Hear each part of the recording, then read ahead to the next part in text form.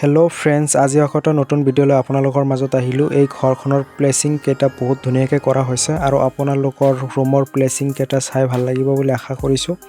আগৰ দৰে প্ৰথমতে এই ঘৰখন চাৰিওফালে ঘূৰাই দেখাম। ঘৰৰ ভিতৰ ভাগ দেখাত কেনেকৈ হ'ব, ঘৰখন বনাওতে কিমান টকা খৰচ হ'ব আৰু লগতে ঘৰখনৰ ড্ৰয়িং ফ্ৰীতে ক'ত আৰু কেনেকৈ পাব সেইবিলাক লৈ আপোনালোকৰ মাজত বিস্তাৰিতভাৱে আলোচনা কৰিম। যদি চেনেলটোত নতুন আহিছে প্লিজ সাবস্ক্ৰাইব কৰিব আৰু কাষত থকা বেল আইকনটো প্ৰেছ কৰি দিব যাতে এনেকুৱা ঘৰৰ ডিজাইনৰ ভিডিঅ' পাবলৈ মিছ নহয়। আৰু যদি আগতে সাবস্ক্ৰাইব কৰিছে তেনেহলে আপোনাক বহুত ধন্যবাদ। ভিডিঅ'টো প্ৰথমৰ পৰা শেষলৈকে চোৱাৰ কাৰণে অনুৰোধ কৰিলো। গতিকে বেছি কথা নকয় আহক আমি ভিডিঅ'টো আৰম্ভ কৰোঁ। ইয়াতে যে আপুনি ঘৰৰ সন্মুখত যিখিনি ঠাই দেখা পাই আছে ন, এইখিনি বাৰান্দা হিচাপত ৰাখিছোঁ। এইটো বাৰান্দাৰ size 21 fit 2 inch by 6 fit 11 inch দিয়া আছে। বাৰান্দাৰ এইটো সাইডত গাড়ী পাৰ্কিং কৰাৰ কাৰণে ঠাই ৰাখিছোঁ। এইটোৰ size 10 feet by 17 feet 9 inch দিয়া আছে।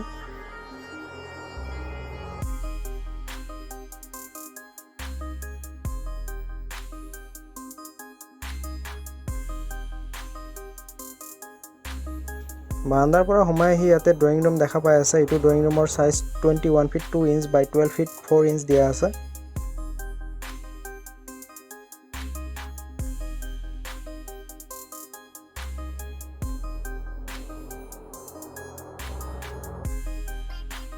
ড্ৰয়িং ৰুমৰ এইটো সাইডত ডাইনিং ৰুমৰ ব্যৱস্থা ৰাখিছোঁ। এইটো ডাইনিং ৰুমৰ সাইজ 15 ফিট 5 ইঞ্চ বাই 8 ফিট দিয়া আছে।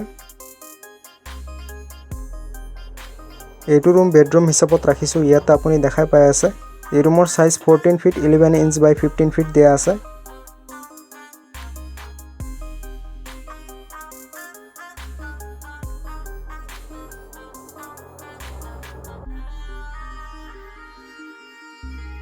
আৰু ইয়াতে কমন টয়লেট হিচাপে ৰাখিছোঁ। এইটো টয়লেটৰ size 5 feet 9 inch by 6 feet দিয়া আছে।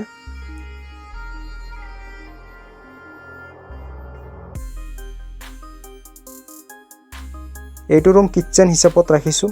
এইটো কিচেনৰ size 10 feet by 12 feet 9 inch দিয়া আছে।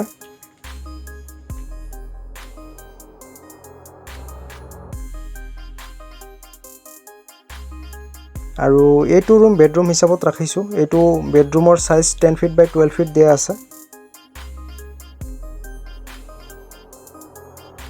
তো এতিয়া ঘৰখন বনাওঁতে কিমান টকা খৰচ হ'ব সেইটো আপোনালোকৰ লগত আলোচনা কৰিম। আপুনি যদি এতিয়ালৈকে চেনেলটো সাবস্ক্ৰাইব কৰা নাই তেনেহলে প্লিজ সাবস্ক্ৰাইব কৰিব আৰু কাষত থকা বেল আইকনটো প্ৰেছ কৰি ৰাখিব যাতে এনেকুৱা ধুনীয়া ঘৰৰ ডিজাইনৰ ভিডিঅ' পাবলৈ মিছ নহয়।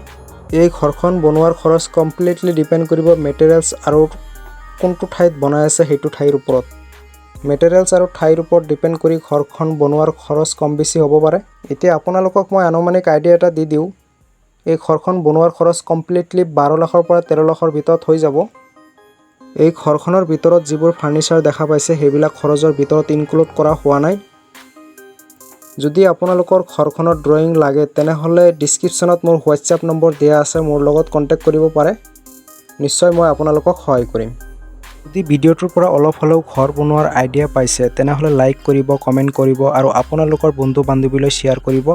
আজিৰ কাৰণে এইখিনিয়ে, ধন্যবাদ।